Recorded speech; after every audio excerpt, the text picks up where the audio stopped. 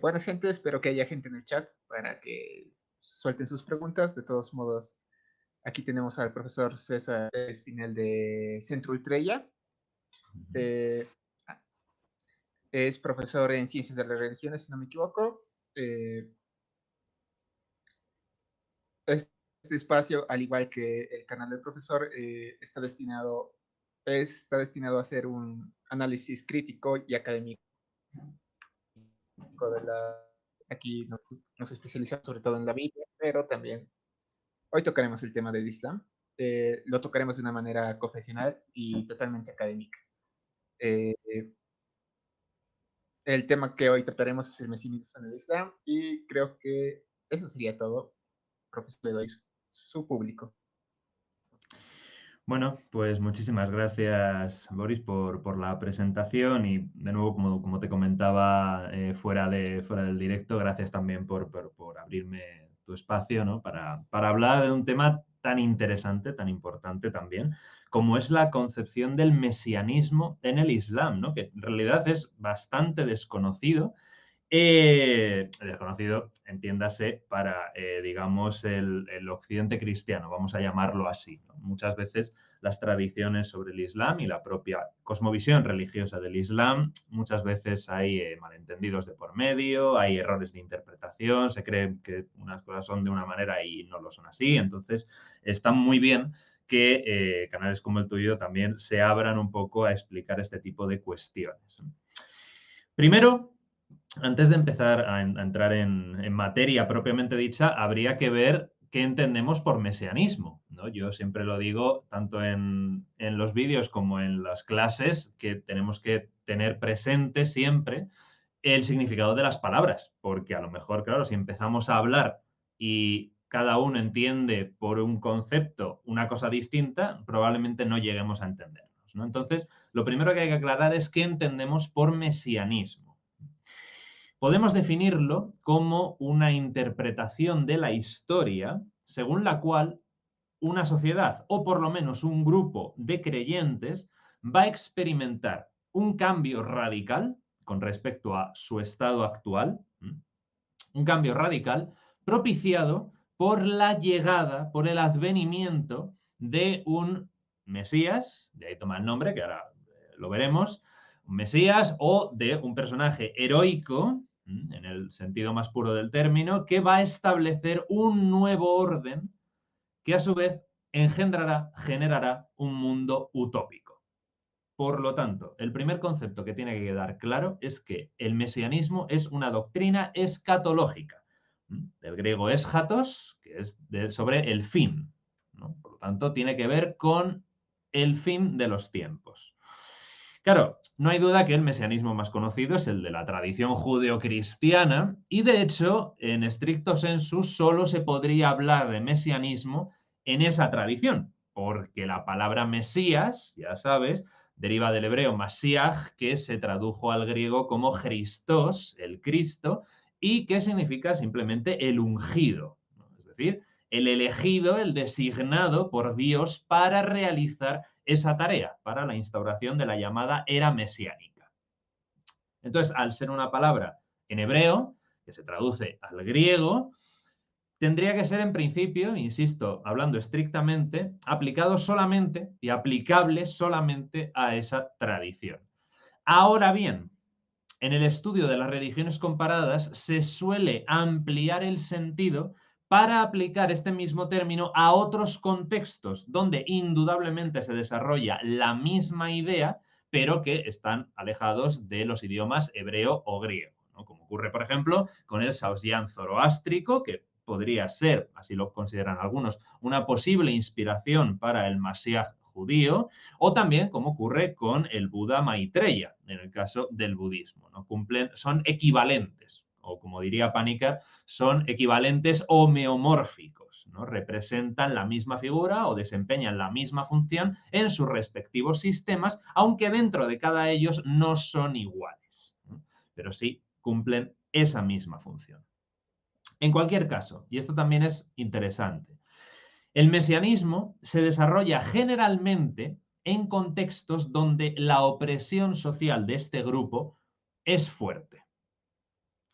tiene sentido. Si estás a la espera de un mundo mejor, ¿no? El mesianismo radica profundamente en la esperanza. Entonces, si las cosas te van bien, no tienes necesidad de pensar en un mundo mejor. De hecho, en el mismo caso del judaísmo, una de las sectas o grupos, por si no queremos utilizar esa palabra, uno de los grupos del judaísmo del siglo I eran los saduceos. Los saduceos era el grupo mejor posicionado, vinculado con el templo, con la clase sacerdotal, eran las clases altas de la sociedad. Los saduceos no creían en el Mesías, ni en el advenimiento de una era mesiánica, ni en el mundo de ultratumba, ni nada. ¿Por qué? Porque ya vivían maravillosamente bien. Entonces, el mesianismo se desarrolla en épocas de crisis, donde hay opresión, donde se pasa mal, ¿no?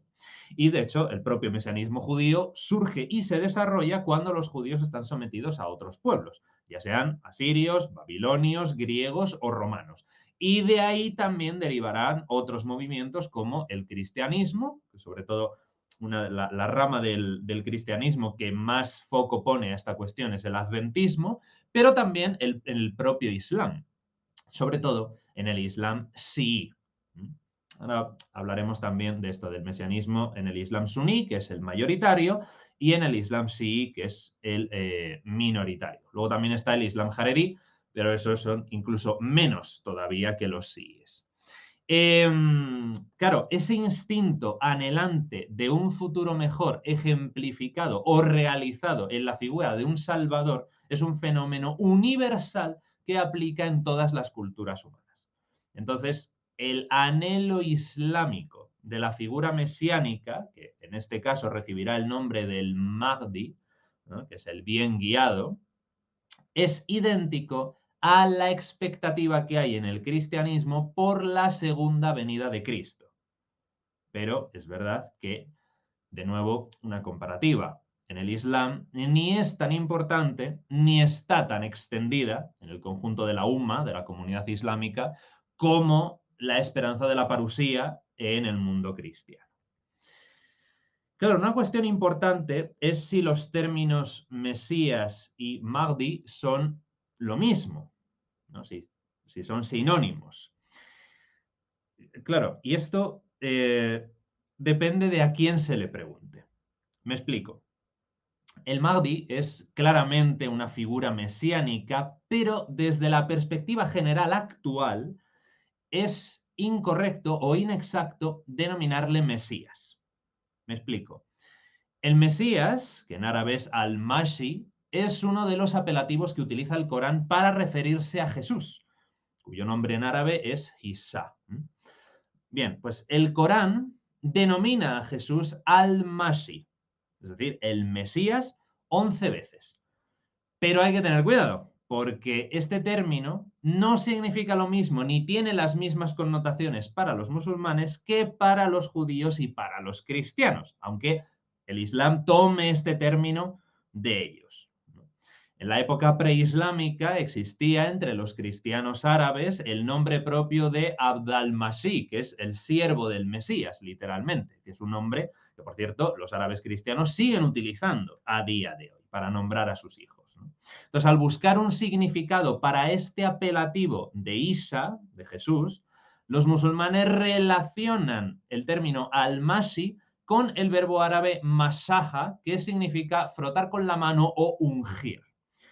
Entonces, ellos entienden el título Mesías y entienden que Isa era al-Mashi, bien porque estaba ungido, en el sentido de que estaba cubierto de bendiciones, o bien en el sentido de que curaba y hacía desaparecer las enfermedades de a quienes curaba, frotándoles con las manos utilizando un ungüento, un óleo sagrado. Conviene recordar que, aunque el Islam reconoce los milagros de Jesús, defiende que estos eran exclusivamente obra de Dios, que actúa siempre a través del hombre. Pero Jesús nunca se atribuye en el Islam ningún milagro, ¿no? Todo solamente es un canal de Dios. Entonces, no es Jesús el que cura, es Dios el que cura, no es Jesús el que hace milagros, es Dios el que hace milagros a través de Jesús siempre. Pero tiene estos dos sentidos, ¿no? Es el Mesías porque o bien está cubierto de bendiciones, o bien, otra manera de entenderlo es por esa curación a través de los ungüentos y los óleos. También, en un sentido como en menor medida, los musulmanes relacionan la palabra masi con el verbo árabe saha, que significa viajar o peregrinar, que hace referencia claramente a este carácter ambulante de la predicación de Jesús, ¿no? Y aunque es muy minoritario, lo señalo porque para el sufismo es importantísimo este sentido. De hecho, es el gran sentido que le dan los sufíes, porque el sufismo adopta, por así decir, a Isa, a Jesús, como el modelo de peregrinos, ¿no? Como el imán, como el guía de los errantes. Así que estos son los tres sentidos que tiene el apelativo al-Masi, el Mesías, en el Islam asociado a Jesús. Y sin embargo, hubo un momento en la historia del Islam en el que el título al-Masi se asoció con el título al-Mahdi. Fue en el siglo VIII cuando Ash-Shafi, que fue el fundador de la madhab que lleva su nombre, una madhab es una escuela jurídica, es que en el Islam hay distintas escuelas jurídicas con distintas interpretaciones para el Corán, la jurisprudencia islámica, etc. Bueno, pues uno de los fundadores de una de las escuelas, basándose en ciertos hadices, en el siglo VIII estableció que al-Mahdi sería el propio Isa, el propio Jesús. 100 años después, en el siglo IX, esta misma idea aparece en el Hadith 4039 de Ibn Majah, que es la última de las 6 grandes colecciones canónicas de hadices, e Ibn Majah presenta al profeta Muhammad diciendo que el único Mahdi es Isa ibn Maryam, es decir, Jesús, hijo de María. Fueron 200 años en los que estaba asociado y era un poco la idea general, pero durante los siglos X y XI, los suníes empezaron a considerar la venida de Isa por un lado, porque en el Islam se considera que Jesús va a regresar también, y del Mahdi propiamente dicho por el otro. Es decir, vendrían los dos. Y así poco a poco se fue generalizando la creencia de que un Mahdi habría de implantar un reino de justicia antes del fin de los tiempos, que es una doctrina, por otra parte, de gran influencia cristiana. Porque el milenarismo, como sabes, es la doctrina según la cual Cristo volverá para reinar sobre la tierra durante 1000 años antes del último combate contra el mal, ¿no? Que causará la derrota de Satanás para siempre y que dará comienzo al juicio final. Bueno, pues en el Islam se asumen como propios muchos de estos aspectos, comparten la creencia de la segunda venida, aunque para el Islam ya sabéis que Isa Jesús no fue crucificado y por lo tanto no murió. Así que, claro, esa segunda venida es relativa. O sea, no es que muera, resucite, ascienda y regrese, sino que solamente Dios se lo llevó y regresará cuando al-Mashi, al-Dayal, es literalmente el Mesías impostor, que sería el equivalente al anticristo, ¿no? Pues cuando este al-Mashi al-Dayal se convierta en el gobernante del mundo. ¿Por qué? Porque al regreso de Isa como al-Masi, le corresponde a él matar al Dayal. Entonces, para el Islam, el Mesías verdadero matará al falso Mesías, convencerá a todos los seres humanos de someterse al Dios único y, por lo tanto, las religiones desaparecerán, repartirá las riquezas del mundo con justicia e instaurará la era mesiánica, una era de paz en toda la tierra. También la colección de hadices dice que se casará, que tendrá hijos y que, ahora sí, morirá en 40 o 45 años, dependiendo del hadith. Algunos sabios, como por ejemplo Al-Ghazali, muy famoso, entre el siglo XI y XII, defendieron que serían sus descendientes, los descendientes de Isa, quienes purificarían a la humanidad, ya que heredarían de su padre ese estado de pureza y de perfección. Un poquito antes, en el siglo IX, en la colección de hadices de Al-Bukhari, que es una de las principales, el hadith 3449 presenta a Muhammad diciéndole a la comunidad islámica: ¿cuál será vuestro estado cuando Isa ibn Maryam descienda entre vosotros y sea un imam vuestro? Es decir, un guía. Jesús es presentado como un guía de la comunidad para los últimos tiempos y todavía hoy hay musulmanes que identifican al Mahdi con al-Masi, Jesús, el Mesías, con el Mahdi, alegando que son dos títulos para referirse a la misma persona. Sin embargo, y yo creo que es en una proporción mayor, hay otros que sostienen que son dos figuras escatológicas distintas y esperan a ambas.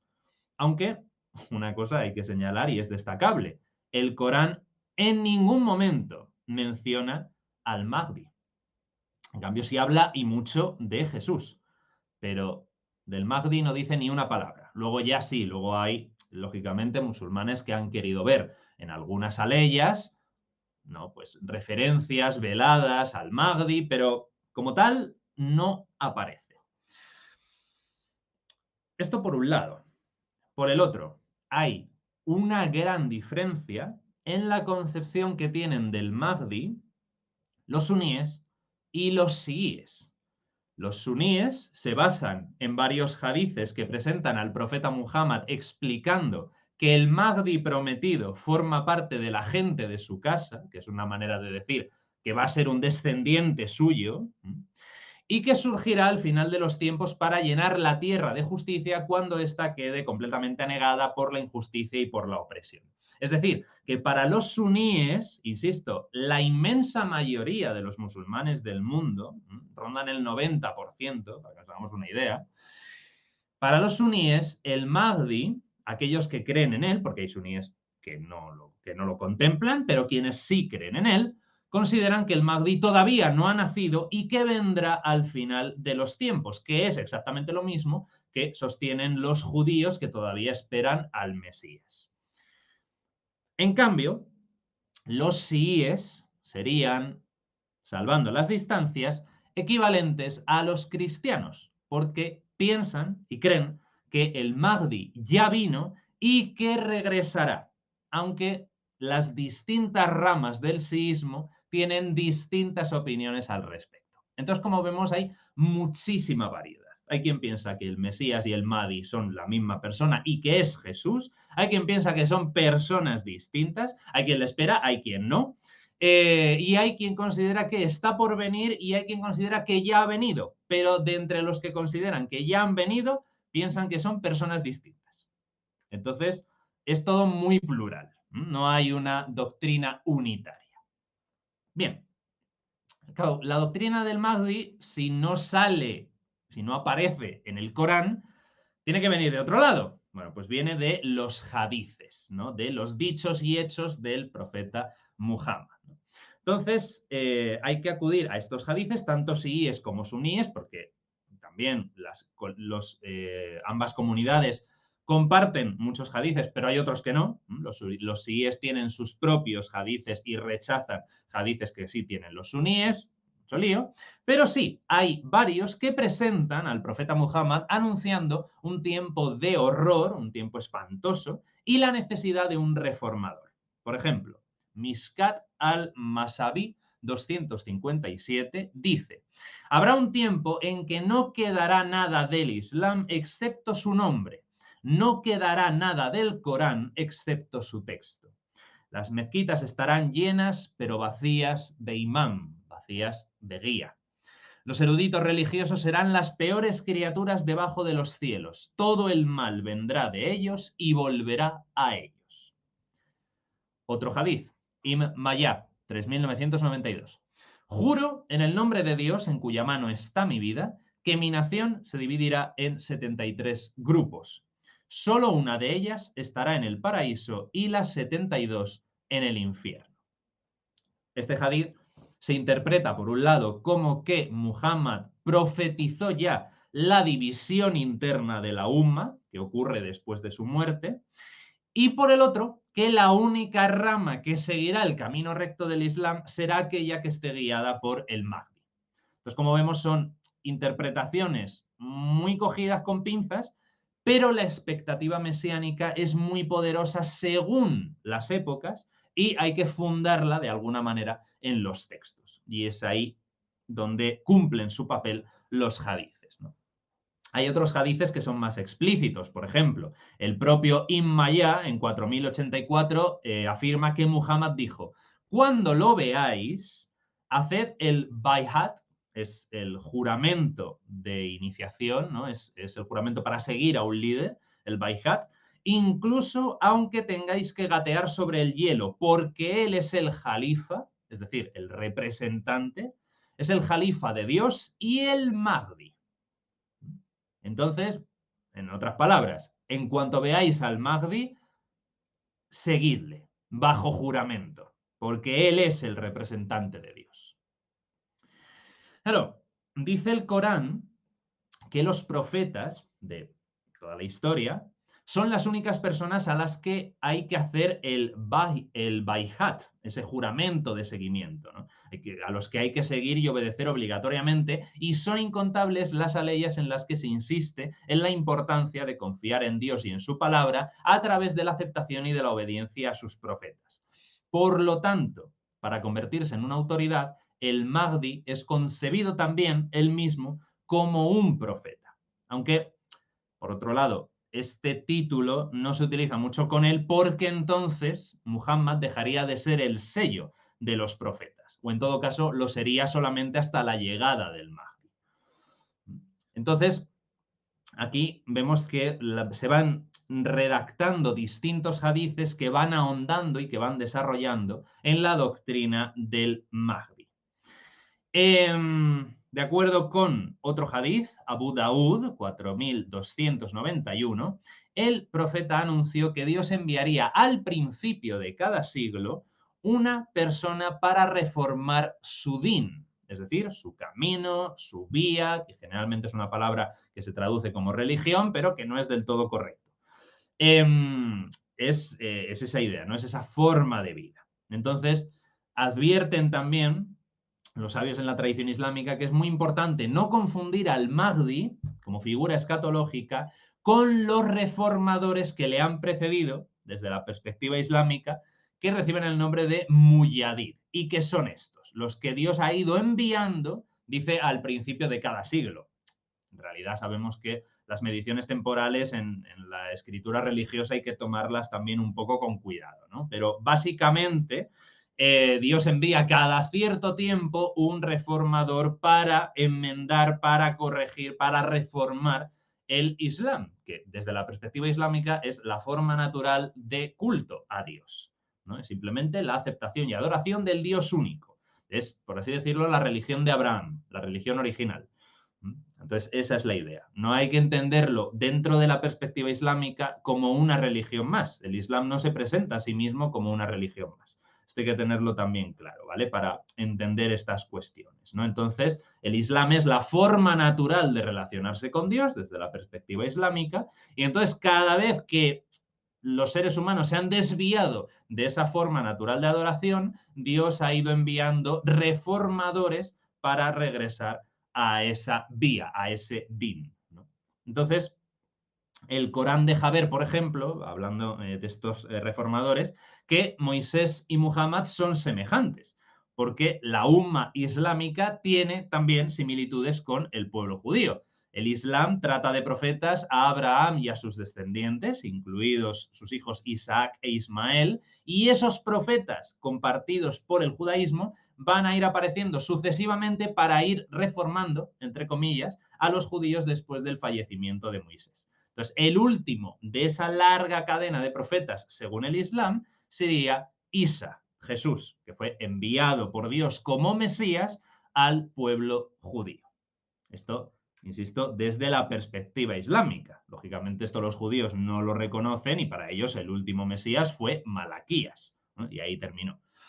Claro, para el Islam, después de Isa, después de Jesús, viene el profeta Muhammad, lógicamente, y atestiguan que después de su muerte han ido apareciendo por el mundo muchos maestros y muchos protectores del camino del Islam. Y el último será, por supuesto, el Mahdi, ya que su aparición será una de las señales que anuncia el juicio final.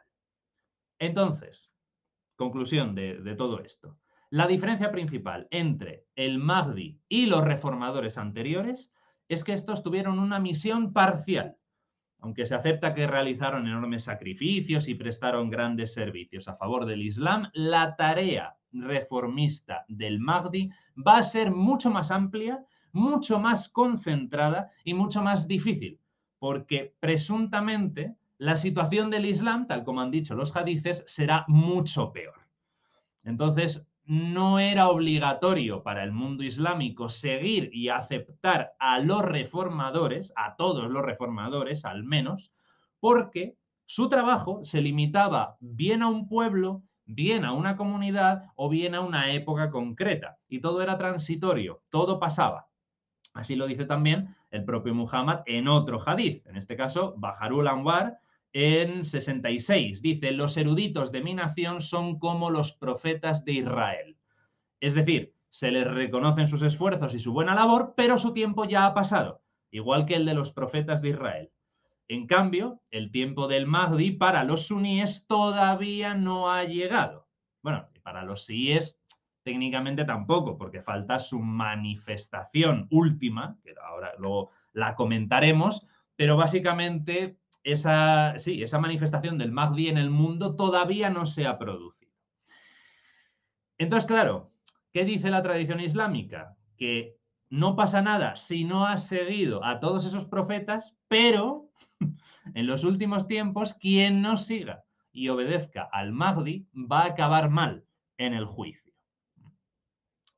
Hay musulmanes que tienen tanta expectativa mesiánica que han hecho cálculos incluso de cuándo aparecerá el Mahdi, igual que cristianos los han hecho para averiguar cuándo se producirá la parusía o hindúes para calcular cuándo será el final de la Kali Yuga.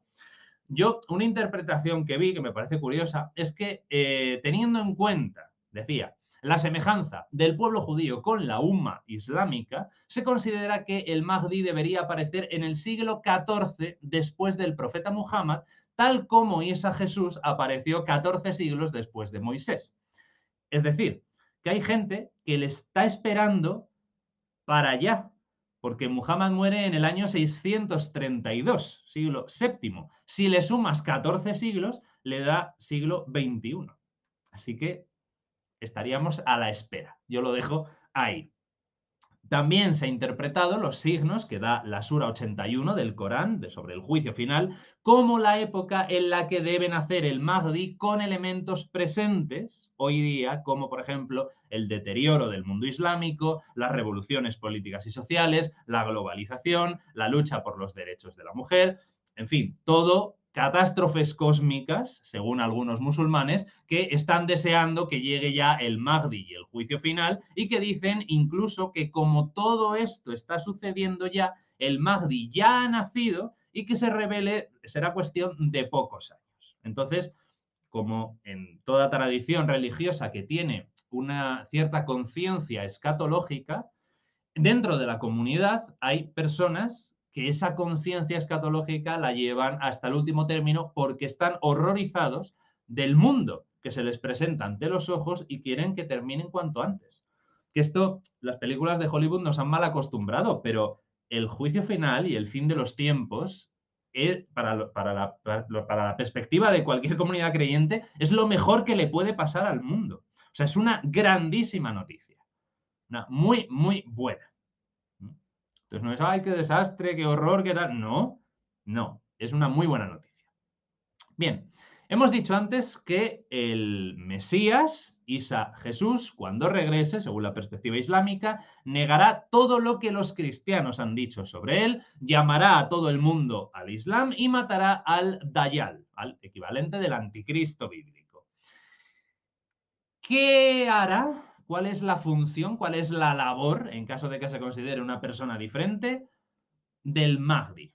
¿No? Porque si Isa Jesús va a hacer todo eso, ¿qué le queda por hacer al Mahdi? Bueno, pues lo dice el Hadith 4285 de la colección Abu Dawud. Dice, el Mahdi establecerá justicia e igualdad en la tierra, que antes estaba llena de opresión y tiranía, y gobernará durante 7 años.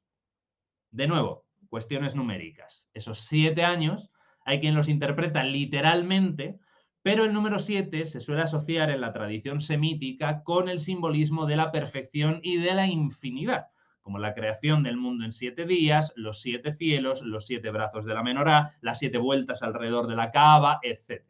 Entonces, esta idea de que gobernará ha hecho pensar a muchos en un Mahdi con un poder político, es decir, como un establecimiento gubernamental, ¿no?, con fuerza militar, y por lo tanto sería un Mahdi guerrero, mientras que otros lo interpretan simplemente como un reformador espiritual y como un imán, como un guía de la comunidad, igual que Isa Jesús, porque adoptan también la idea del reino espiritual del capítulo 18 del Evangelio de Juan.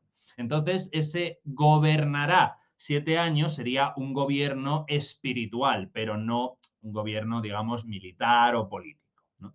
Entonces, el Mahdi se convertiría, entre muchas comillas, en el rey de los musulmanes, en el mismo sentido que Jesús, el Mesías, fue el rey de los judíos, y ambos tendrían un gobierno espiritual. Pero, como digo, aquí también hay división de opiniones.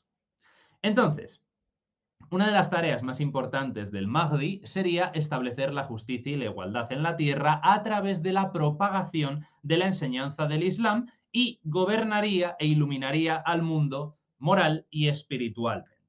Además, su tarea sería unir a todos los musulmanes, ¿no?, y terminar con sus conflictos internos, actuando como un juez justo. Entonces ya no habría suníes, siíes y jaredíes, sino que serían todos la umma, simplemente, ¿no?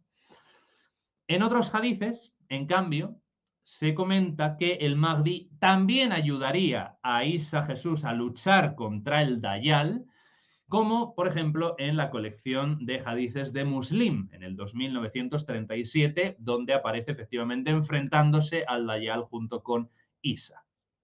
Ahora, la pregunta del millón: ¿quién será el Mahdi? ¿No? Ya hemos visto que para algunos musulmanes tanto el título Mahdi como el título Mesías recaen en la figura de Isa Jesús en su segunda venida. Entonces, ese colectivo ya estaría claro. El Mahdi es Jesús, punto.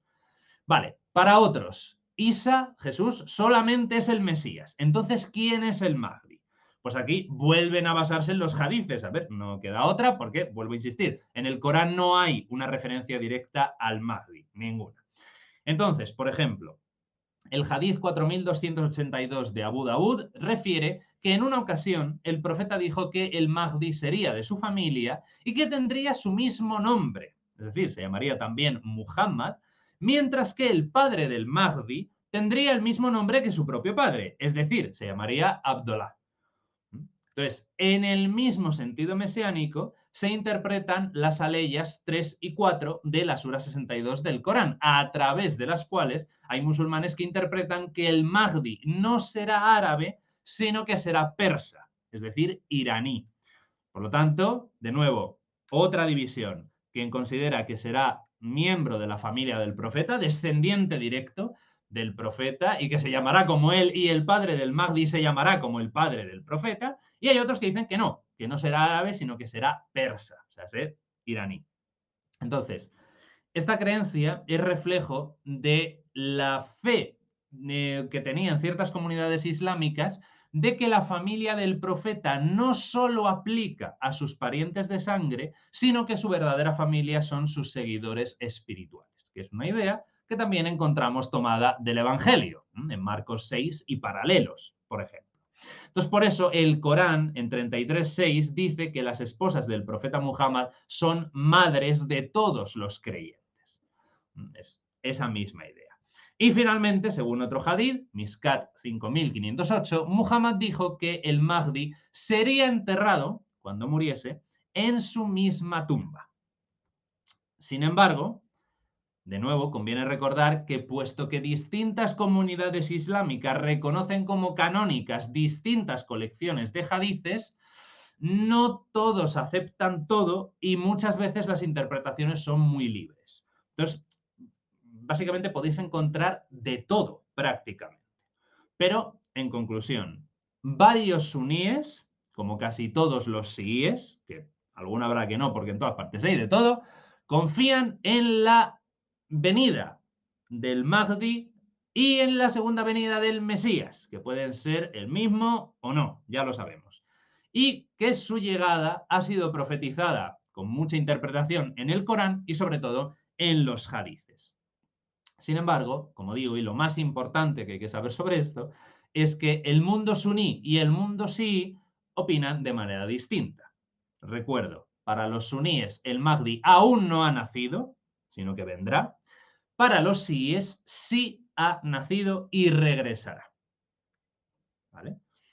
Entonces,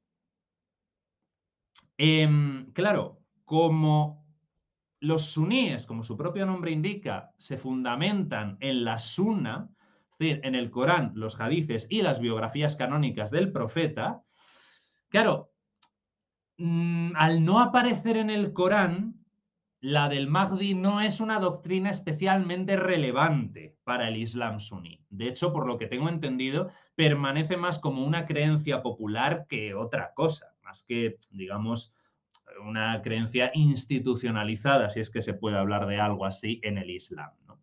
Entonces, en general, la idea que tiene el mundo suní del Mahdi es que será un miembro de la familia del profeta, aparecerá al final de los tiempos antes que Isa Jesús, devolverá la justicia y la equidad al mundo y eliminará la pobreza antes del juicio final.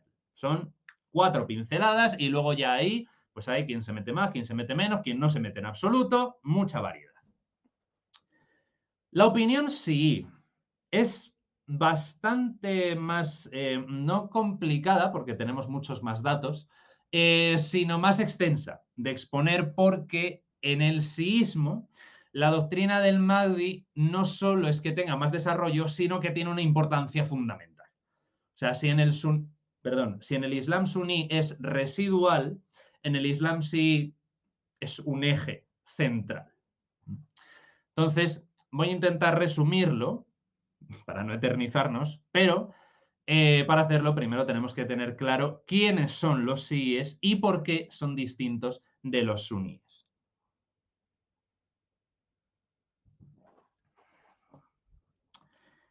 Nosotros llamamos chiísmo a lo que en árabe es la shia. La shia es un término del que deriva chií y chiísmo, significa facción, grupo o partido. Los chiíes son los que forman la shia de Alí, es decir, los partidarios de los derechos al califato y el imanato de Alí, que era el primo y yerno del profeta Muhammad.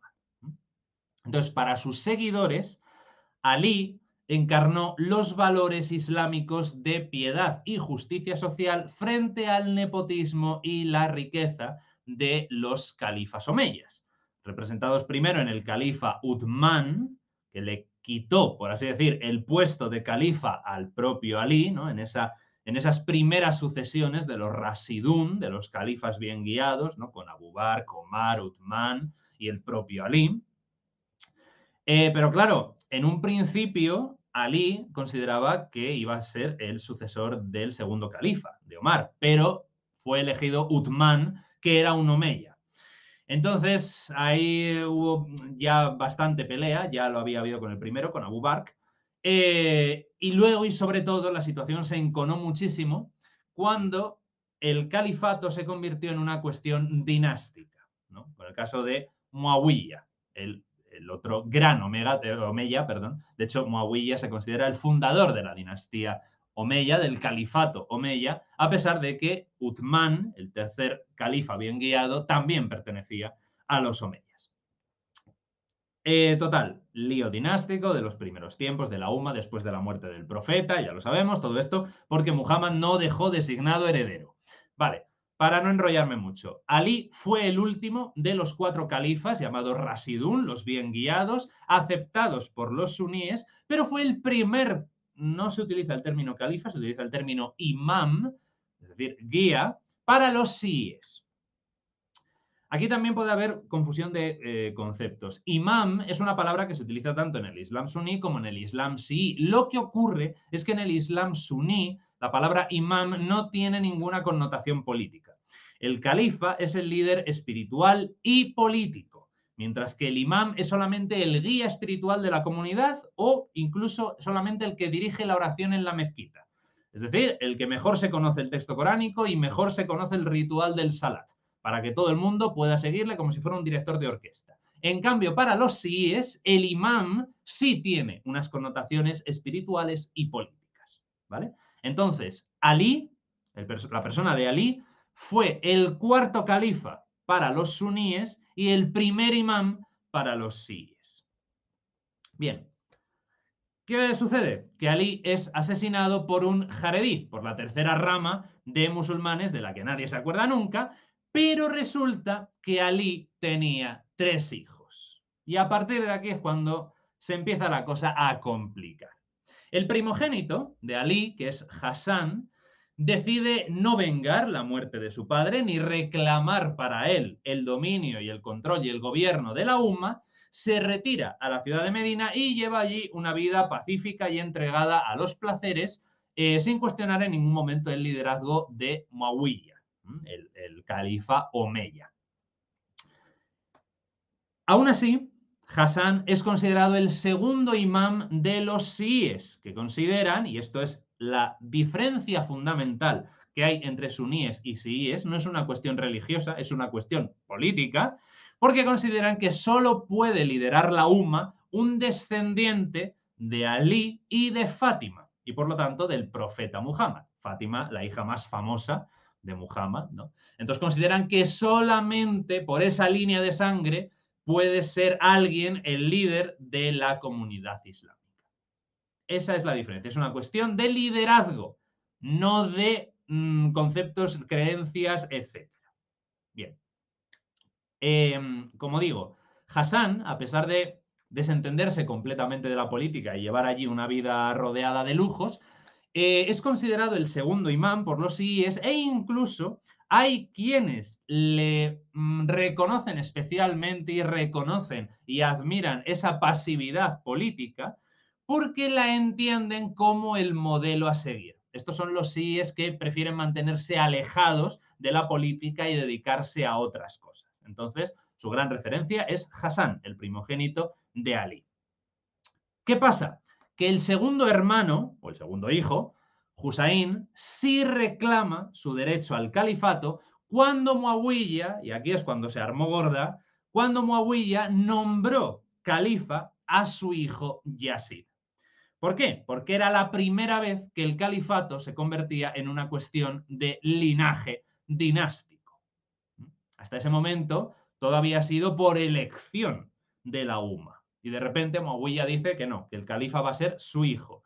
Claro, la crítica de Husayn se entiende muy bien, porque Husayn dice, oye, es que estás convirtiendo el Islam en una dinastía, como la de los persas o como la de los bizantinos. El Islam no era esto. Y entonces se enfrenta a ellos. Entonces, Husayn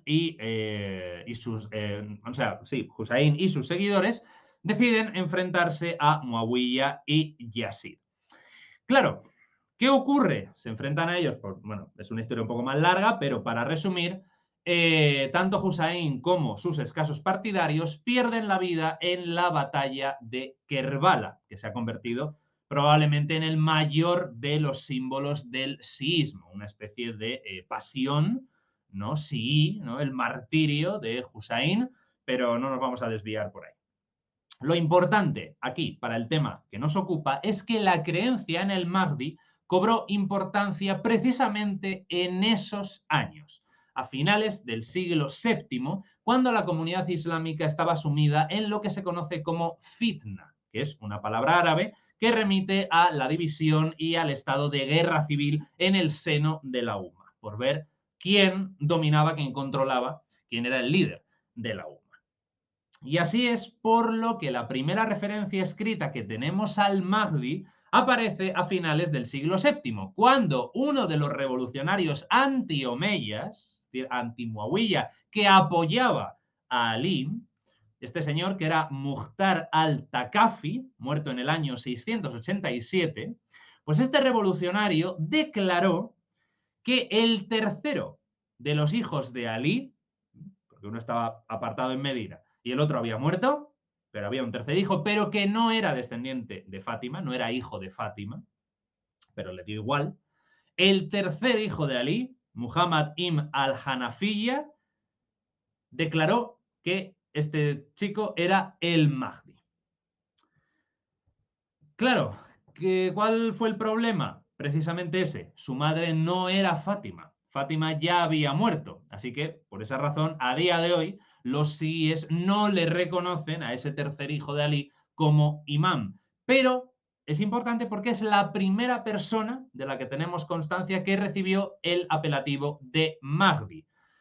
Aunque también es verdad que por ese entonces era solamente una manera de expresar un voto de confianza sobre su conocimiento, carácter y juicio sobre los del califa rival. O mejor dicho, el califa y el imán rivales. El califa era Yazid para los suníes y Abidin, que era el hijo de Husayn, para los siíes. Entonces, Abidin sería el cuarto imán. Sé que con esto de los nombres puede resultar un poco lioso, pero básicamente es esto, ¿no? Aquí está esa primera extinción, ¿no? Bueno, primera, llevamos ya unas cuantas, pero digamos que a la hora de aplicar el liderazgo entre los siíes, sí hay una división, ¿no? Entre los que dicen que el tercero de los hijos de Ali tiene que ser el imán y además es el Mahdi, mientras que la inmensa mayoría de siíes dice que no, que tiene que ser el hijo de Husayn, por lo tanto, el nieto de Ali y el bisnieto de Muhammad, que sería Abidin. Claro, cuando hay esta primera división entre los siíes, ¿no?, sobre quién tiene que ser el próximo imán, como la mayoría le rechaza, Al-Mukhtar se separa de ellos, abandona el grupo principal de siíes y forma su propio grupo, pero sin dejar el mismo de considerarse sií. Lo que ocurre es que considera que el resto se ha equivocado a la hora de mantener la línea dinástica, porque consideran que es mucho más importante uno de los hijos de Ali que su nieto. Entonces, bueno, aquí problemas. Pero el caso es que este Al-Mukhtar va poco a poco engrandeciendo la idea del Mahdi, alegando que Hanafiya, este tercer hijo de Ali, sería el Mahdi y que era el verdadero imán, que habría de llenar la tierra de justicia y acabar con la tiranía imperante. Dijo también que al-Hanafiya le habría nombrado su lugarteniente para tomar venganza por los asesinatos de Ali y de Husayn y para liderar una rebelión contra los omeyas. ¿Qué hay de verdad en todo esto? Pues hasta donde sabemos, el tal Ibn al-Hanafiya nunca apoyó realmente la causa de Al-Mukhtar, pero tampoco la condenó y respondía de una manera bastante ambigua ante las preguntas sobre la causa de Al-Mukhtar, diciendo que estaba satisfecho con cualquiera a quien Dios usara para tomar venganza contra los enemigos de la familia del profeta. Así que, si bien nunca reclamó para sí mismo ese título del Mahdi, el gran salvador del mundo, tampoco le hacía ascos a ese trato de Al-Mukhtar. Pero, de hecho, este Hanafiya en el año 692 viajó a Damasco, que era por entonces la capital del imperio, y juró lealtad al califa omeya Abd al-Malik. Y en el año 700 murió en Medina. Pero a partir de entonces surgió la leyenda entre sus seguidores, que adoptaron el nombre de caisanitas, de que no estaba muerto, sino que vivía en reclusión en un monte cerca de Medina, protegido y alimentado por animales salvajes, y que cuando Dios lo dispusiera, regresaría para restablecer la justicia y el verdadero Islam en el mundo. Y así, paradójicamente, surge la leyenda del Mahdi como salvador de un grupo de siíes rebeldes completamente minoritario. Y ese es el punto de la cuestión, que los siíes creen que el Mahdi ya vino y que regresará y desarrollan esta doctrina a raíz de lo que se conoce como el imanato, es decir, la sucesión de imanes. Para el Islam suní es el califato, pues para los siíes es el imanato. Y dependiendo de si reconocen a 7 imanes o a 12 imanes, serán llamados siíes setimanos o siíes duodecimanos, que son las dos principales ramas del siísmo. Entonces, esquema mental. El Islam, suníes, siíes y jaredíes.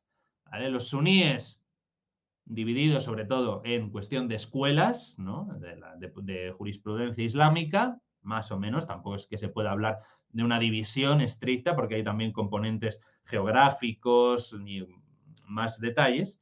Y siíes divididos sobre todo en setimanos y duodecimanos. Entonces, vamos a ver la idea de que tienen los setimanos sobre el Mahdi. Claro, para la cuestión que nos interesa no vamos a detenernos en la identidad y en las vidas del cuarto y el quinto imán, que por cierto la elección del quinto imán generó otro cisma dentro del siísmo, sino que nos vamos a ir directamente al sexto imán. ¿Por qué? Porque de él deriva el séptimo, que es el importante para los siíes septimanos. Es importante recordar que del cuarto al sexto imán, todos ellos son descendientes de Fátima y de Ali por parte de su hijo Husayn y por lo tanto descendientes del profeta. Porque si no, los siíes no seguirían en esta historia. Bien, llegamos al sexto imán, llamado Jafar al-Sadiq, que vivió entre los años 699 y 765. Y aunque vivió toda su vida en Medina, apartado de la política activa, exactamente igual que Hassan, que el primogénito de Ali y Fátima, este Jafar sentó las bases de la actual espiritualidad sií al interesarse muchísimo por la alquimia y el esoterismo, además de ser considerado también el fundador del fiqh, de esta jurisprudencia o derecho propiamente sií. Por eso, cada una de las escuelas de jurisprudencia llevan el nombre de su fundador, hay sobre todo 4 en el sunismo, pues la escuela de jurisprudencia propiamente sí es la escuela Jafarí, ¿no? De este Jafar al-Sadiq. Bien, cuando muere Jafar al-Sadiq, se produce otro cisma entre los siíes. ¿Por qué? Porque una parte de ellos consideraba que el séptimo imán era su hijo Ismail, mientras que otros consideraron que era su otro hijo llamado Musa al-Qasim, es decir, Moisés. Entonces, Ismael y Moisés, ¿eh? Ismail y Musa. Y es un cisma que se mantiene hasta hoy. Fijaos, desde el siglo VIII siguen divididos por este momento. Los partidarios de Ismail, que murió en el año 755, fueron conocidos en lo sucesivo como ismailíes. No confundir, por favor, con ismaelitas. Son cosas distintas. Los ismailíes son los seguidores de Ismail. O, más fácil, setimanos, por considerar a Ismail el séptimo imán, ya que consideran que fue él el Mahdi, el último imán. Entonces sí, los setimanos piensan que Ismail no murió, sino que, llegado el momento, entró en lo que se conoce como la ocultación. Es decir, se apartó del mundo, está escondido en algún lugar que nadie sabe cuál es, se han hecho también cálculos y planteado hipótesis, pero está oculto, ¿no? Y aunque vayas a esos lugares no lo vas a encontrar porque no es el momento. Y se considera que regresará al final de los tiempos para establecer ese gobierno islámico universal. Entonces, esto es lo que piensan los setimanos. Ismail, primer hijo de Jafar, es el imán y se refieren a él como el imán oculto. ¿Bien? Vale. Este grupo, el de los setimanos o ismailíes, que es minoritario en el siísmo, porque la mayoría de los siíes son duodecimanos, que ahora lo veremos, este grupo, como digo, se va a acabar constituyendo en el grupo más radical, tanto metafísica como políticamente, y por lo tanto van a ser los ferozmente perseguidos por los distintos gobiernos e incluso en ocasiones por el resto de siíes. Y eso hace, claro, que se radicalicen más y recurran a la lucha armada y en ocasiones también a los atentados personales contra sus opresores. Porque efectivamente del seno del siísmo ismailí o del siísmo setimano, surgieron movimientos revolucionarios como el de los cármatas, que se desarrolla entre los siglos IX y X en Arabia Oriental y que fue uno de los grupos que se rebelaron contra el califato abasí, o también, mucho más famoso, el grupo de los nizaríes, mejor conocidos por el término que utilizaron sus detractores para referirse a ellos, los Hashasin, los asesinos, los seguidores del viejo de la montaña, repartidos por los actuales Irán y Siria y conocidos por sus magnicidios de los siglos X al XIII. Entonces, ellos, los famosos asesinos, eran siíes setimanos o ismailíes.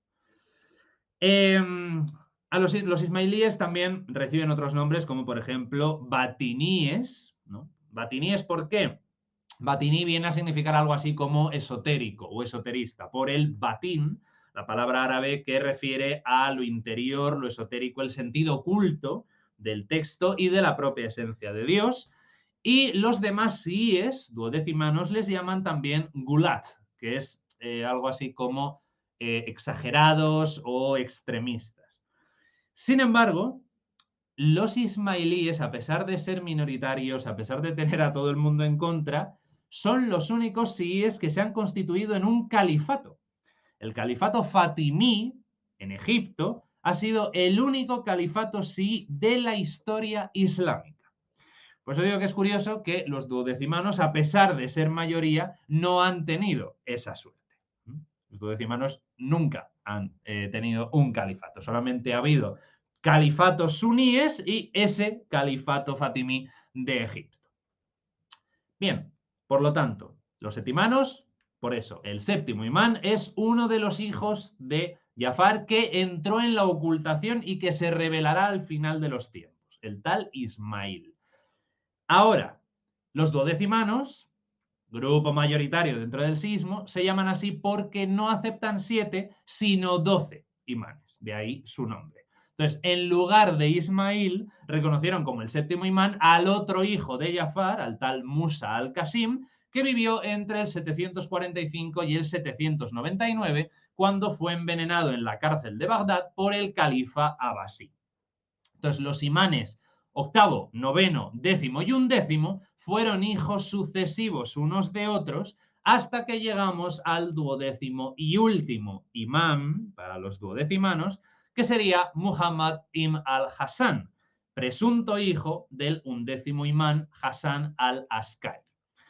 ¿Por qué digo presunto hijo? Porque hay teorías que dicen que ya que este hombre, Hasan al-Askari, el undécimo imán, estaba en estrecha vigilancia del califa abasí en Samarra, en el actual Irak, precisamente para evitar que el linaje de los imanes continuase, pues claro, se argumenta que habría sido bastante difícil que este hombre hubiese tenido un hijo y además que ese hijo hubiese salido adelante. Sin embargo, es un tema que todavía se debate y los siíes duodecimanos están completamente seguros de que Muhammad ibn al-Hasan existió y existe, que sigue vivo, y le consideran el Mahdi, el bien guiado, a quien también dan títulos como al-Muntazar, que es el esperado, al-Kahim, que es el presente, o al-Imam al-Gaib, es decir, el imán oculto, igual que los setimanos. Lo que ocurre es que los setimanos lo hacían con Ismail y los duodecimanos lo hacen con este Muhammad ibn al-Hasan. Bien, claro, si aceptamos su existencia, nació en el año 869 y su madre, Nargis, era una esclava bizantina. Que esto nos puede llamar la atención, pero era muy frecuente entre los imanes siíes, que se casaran con esclavas y por lo tanto las madres de los sucesivos imanes eran esclavas. Sin embargo, hay una leyenda sií duodecimana que dice que esta tal Nargis era hija ni más ni menos que del emperador de Bizancio y descendiente, por si no fuera suficiente, de Simón Pedro. Por lo tanto, según esta leyenda, en la figura de Muhammad ibn al-Hasan se habrían unido dos linajes proféticos, el de Isa Jesús por un lado y el de Muhammad por el otro. Entonces, insisto, la creencia sí duodecimana con Ima al-Hassan es la misma que la setimana con Ismail. Piensan que no murió, creen que entró en la ocultación y que un día se manifestará y hará triunfar la justicia. Por tanto, como vemos, todos los chiíes creen que el Mahdi nació y vivió en el pasado, que se ocultó y que se revelará cuando Dios decida. Pero setimanos y duodecimanos están esperando a personas distintas. Entonces, según los duodecimanos, además, para enriquecer todavía más esta doctrina, consideran que Muhammad ibn al-Hassan vivió no una, sino dos ocultaciones. La primera es la llamada ocultación menor, que tiene lugar en el año 874, cuando tenía 8 años, y que duró hasta el 941. Los síes duodecimanos piensan que en el año 873, después de la muerte del 11º imán, su hijo, Imam al-Hassan, fue ocultado a las autoridades del califato abasí como una medida cautelar porque, como hemos dicho, parece que su padre habría muerto envenenado por orden del califa. Entonces, el paradero de Imam al-Hassan solo habría sido revelado a unos pocos elegidos, que serían 4 colaboradores cercanos a su padre, que se conocen como los 4 diputados. Esto para los síes duodecimanos también es importante, porque esos 4 diputados se convirtieron en los mediadores entre el imam oculto y sus seguidores hasta el año 941. Quiero hacer notar que este sistema de los diputados es el antepasado natural del actual sistema de los ayatolás en Irán, sobre todo. Entre los síes duodecimanos en general, pero es más destacable en Irán porque Irán es uno de los países de mayoría sí y el más célebre. Entonces, el ayatolá es el mediador entre el imam oculto y la comunidad sí. Entonces, durante esa ocultación menor, también llamada primera ocultación, cuando los creyentes se enfrentaban a alguna dificultad, ponían sus preocupaciones por escrito y se las enviaban al diputado que hubiera en ese momento. ¿No? Pero solamente había un diputado y luego cuando moría era sucedido por otro y así hasta 4. Entonces hubo 4 que gobernaron la Shia duodecimana. El primero gobernó 1 año, el segundo 42 años, el tercero 21 años y el último, el cuarto, 3 años. Pues bien, el diputado recibía de esa consulta la decisión del imam oculto, la endosaba con su sello y su firma y se la devolvía a las partes interesadas. Entonces, esto de consultar con el imam oculto, que puede sorprendernos mucho, para los chiitas o chiíes no era nada nuevo, porque los 2 imanes previos, el 10º y el 11º, también se habían reunido ocasionalmente con sus seguidores detrás de un velo o de una cortina, de tal manera que no le veían y se tenían que comunicar sin verle. ¿No? Pues esto era también un poco la misma idea, pero a través de un mediador. Claro, hemos dicho que esa primera ocultación, la ocultación menor, dura desde el año 874, cuando su padre es presuntamente asesinado, hasta el año 941, en el que se produce la ocultación mayor, que dura desde entonces y que no va a cesar hasta su advenimiento glorioso como al-Mahdi, cuando barrerá la iniquidad de la tierra. Entonces, según los duodecimanos y basándose en un último mensaje de al-Samarri, que fue el 4º y último diputado en su lecho de muerte, el 12º imán habría decidido no nombrar a un 5º diputado, sino ocultarse definitivamente hasta el momento de la revelación. Según esta última carta, que está contenida en el Kitab al-Kafi, que es una colección de hadices chiitas duodecimanos, el imán oculto le habría dicho a Samarri, y cito: a partir del día de tu muerte, comenzará el periodo de mi mayor ocultación. De ahora en adelante, nadie me verá a menos que Allah me haga aparecer. Mi reaparición se producirá después de mucho tiempo, cuando la gente se haya cansado de esperar y los que sean débiles en su fe dirán que ¿sigue con vida? Ten la seguridad de que nadie tiene una relación especial con Dios. Quien me niegue no es de mi umma, de mi comunidad. La aparición del alivio depende únicamente de Dios. Por tanto, quienes proponen un tiempo determinado para ello son unos mentirosos. Esto quiere decir que ya entonces se estaban haciendo cálculos de cuándo reaparecería el imán. Entonces, dicen, solamente lo sabe Dios. Así que quien os dé una fecha, miente. Y termina diciendo, en cuanto al beneficio de mi existencia en la ocultación, es como el beneficio del sol tras las nubes, donde los ojos no lo ven. Es decir, está ahí, pero no se le ve. Y también se considera que el imam oculto le habría dado un consejo a sus seguidores durante su ausencia, diciéndoles, referíos a los transmisores de nuestras narraciones, pues ellos son mi prueba para vosotros y yo soy la prueba de Allah, de Dios, para ellos. Precisamente por esto, el título de Ayatollah, en árabe Ayatallah, significa señal o prueba de Allah. Entonces, a partir de esta experiencia religiosa, sí, de la ocultación, surgieron en el folclore duodecimano muchas historias sobre el duodécimo imán que habita entre nosotros, que está presente de manera invisible, pero que es capaz de manifestarse a sus fieles en momentos de necesidad. Entonces, son muy habituales las historias de siíes duodecimanos que aseguran haber visto al imán oculto durante la peregrinación a la Meca, durante el Hajj, a menudo ayudando a ancianos a punto de ser arrollados por la multitud para luego desvanecerse. Pero, en conclusión, folclore aparte, los síes duodecimanos creen que Muhammad ibn al-Hassan, a quien llaman también Muhammad al-Mahdi, recordad que una creencia general es que el Mahdi tendrá el nombre del profeta, pues consideran que Muhammad ibn al-Hassan sigue vivo, está oculto en algún lugar, esperando para manifestarse y acabar con la tiranía en el momento en que Dios lo decida.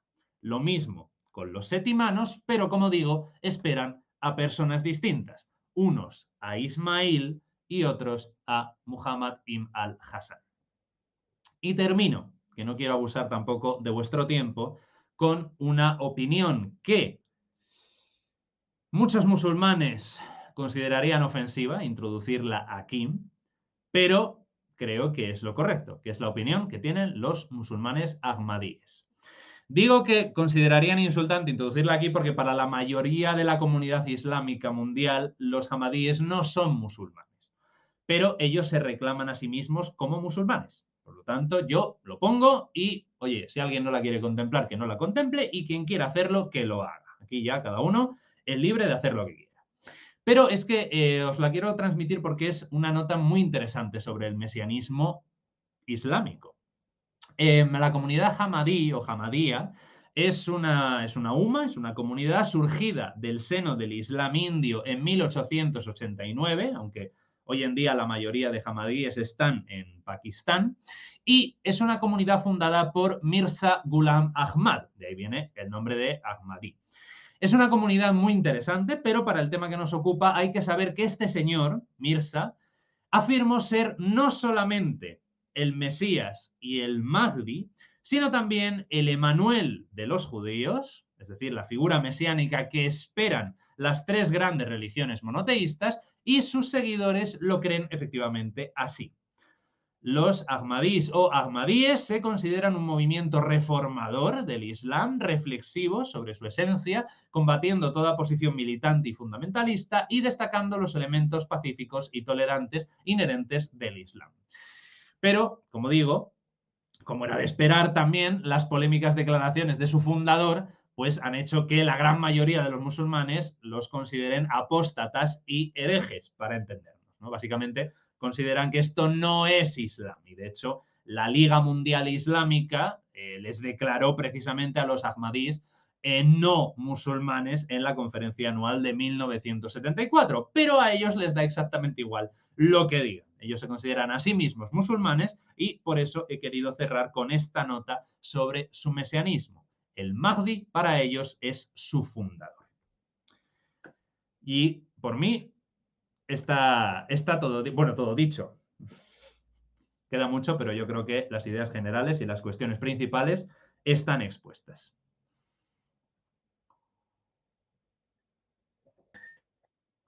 Gracias, profesor.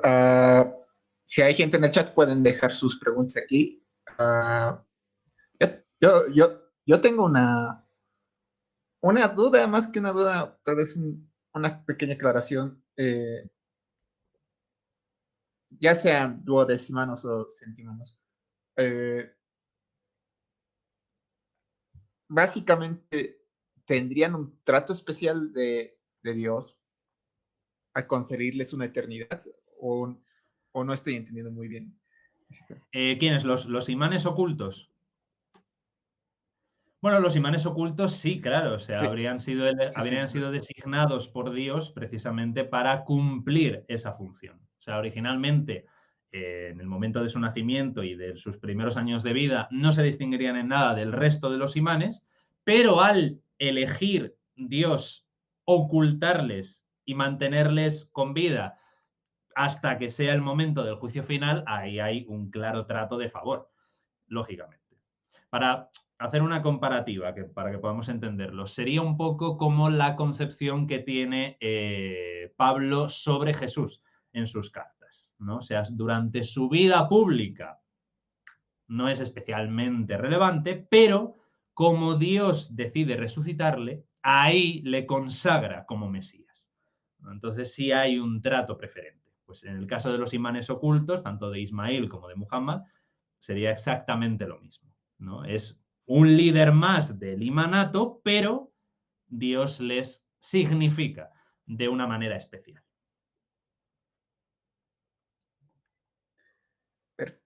Perfecto. Y creo que la última duda es, bueno, tomando en cuenta que el Islam, o sea, lo que conocemos como Islam, surge como en medio de un panorama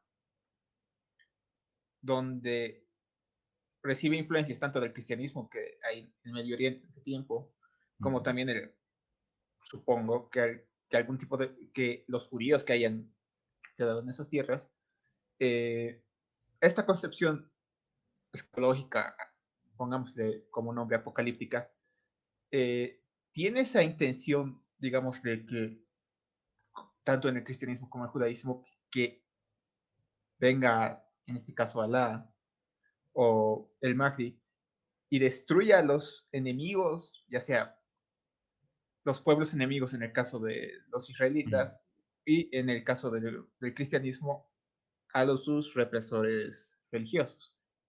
Hay esta concepción de la destrucción del enemigo en esto. Hay opiniones encontradas. O sea, para quienes consideran el Mahdi un líder militar, sí, y hablan de revanchismo, y hablan de conquista, y hablan de que toda tierra que haya hollado el Islam será islámica por la fuerza de las armas o por conversión, y hay otros que no. Hay otros que dicen que no será necesario, porque su propia presencia y su propia aparición ya bastará para que todo el mundo se convierta. Entonces, no habrá ningún tipo de violencia. Entonces, ya te digo, existen estas dos opiniones. Entonces, dependiendo de con qué musulmán des, pues te dirá una cosa o te dirá la otra. Yo siempre recomiendo quedarse a hablar con el que te dice que no será necesario, porque los que te dicen que sí, ostras, les escuchas hablar y da miedito. Pero por suerte hay muchos que dicen que no. Y de hecho, se remiten a las primeras fases de la expansión de la UMA, la construcción del primer imperio islámico.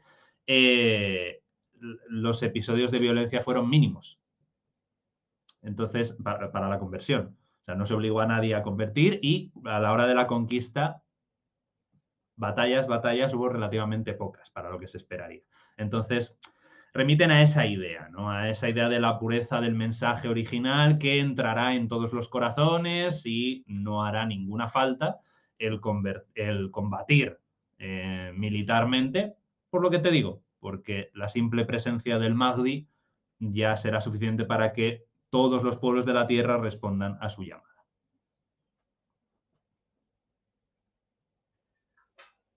Gracias, profesor. Y creo que mi pregunta va más dirigido a esto. Como usted mencionó, hay un tipo anticristo, Ujú. un, un falso profeta, por así decirlo, un falso mesías. Sí. Estas comunidades, o sea, las diferentes ramas del Islam que han ido surgiendo, creen que podría caber la posibilidad que crean que el Mahdi de la otra comunidad sea el mesías.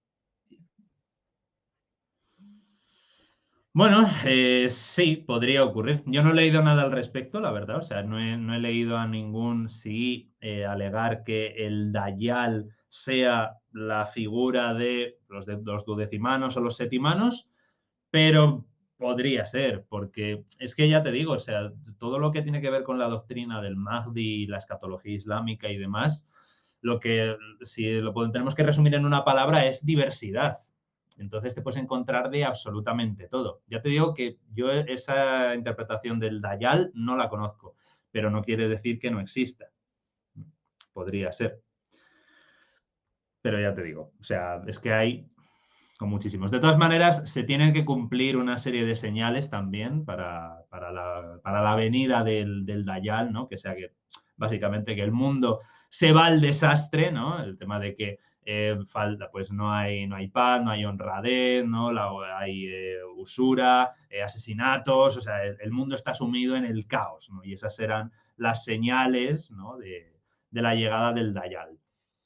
Pero de nuevo, pues hay muchos puntos de vista a ese respecto. Y ya te digo, sobre acusarse unos a otros de engendrar al Dayal, personalmente no lo conozco, pero, insisto, no es imposible que exista esa hipótesis.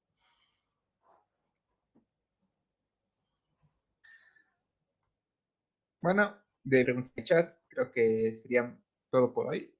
Muchas gracias, profesor, por haber venido al canal una vez más. Y para los que lo vayan en diferido,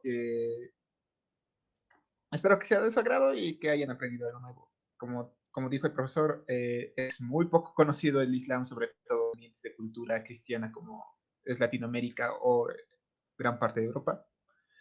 Así que espero que hayan podido sacar algo nuevo y nos vemos en otra entrega. Esperemos que el profesor en alguna otra entrega nos acompañe igual. Y eso sería todo por hoy. Les deseo lo mejor. Hasta luego. Muchas gracias. Hasta luego.